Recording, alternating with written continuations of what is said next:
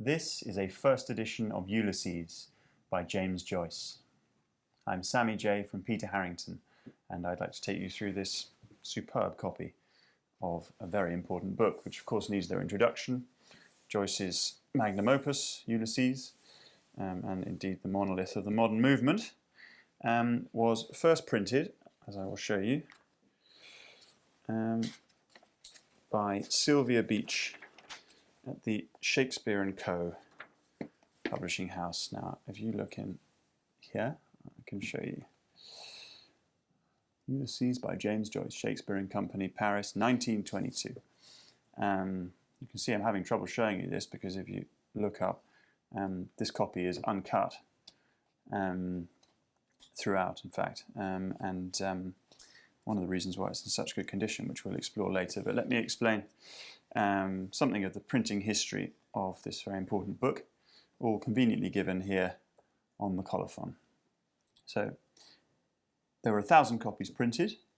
Of those 1,000, 100 were signed on handmade paper, 150 were on slightly larger paper, and 750, which is the, as it were, normal issue, although they're all, of course, quite rare, were numbered as here from 251 to 1,000. This is copy number 724, and it is the first edition, contains all of the work, right up to the controversial and obscene ending.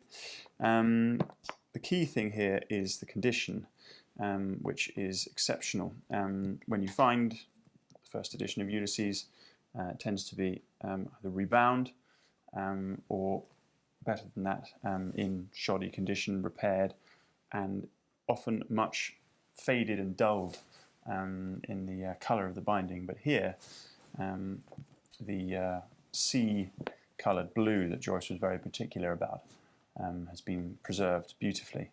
The cover is actually lithographically printed and is a very fine, striking piece of book production. Also the spine here, which I'll show you, completely unrestored, a little bit of rubbing, but otherwise a near fine copy. In addition to that, there has been an interesting provenance to this. Sylvia Beach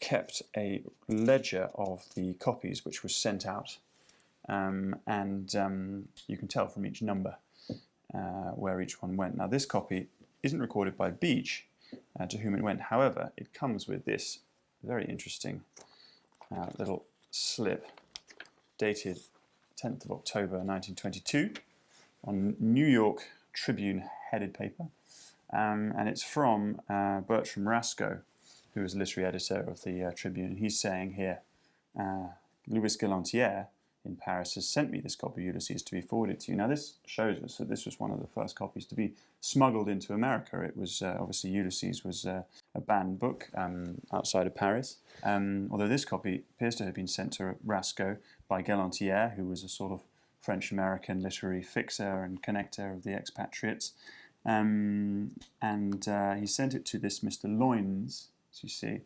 Now this Mr. Loines was literary patron. He actually died rather shortly after this copy was sent to him, which perhaps explains why it remained so unread and in such exceptional condition.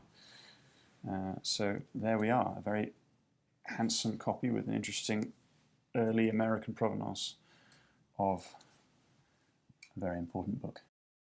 To find out more about this and other James Joyce rarities, please visit our website.